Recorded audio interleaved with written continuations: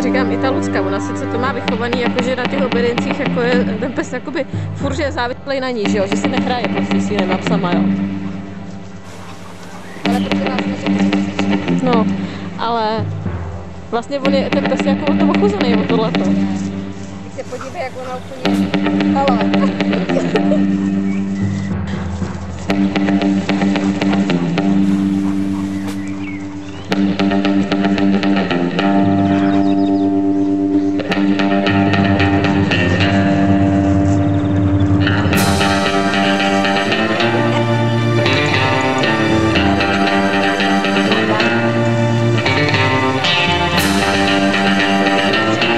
Ještě mám nějaké kutice, tak to mám opět ve misce. Ještě to bude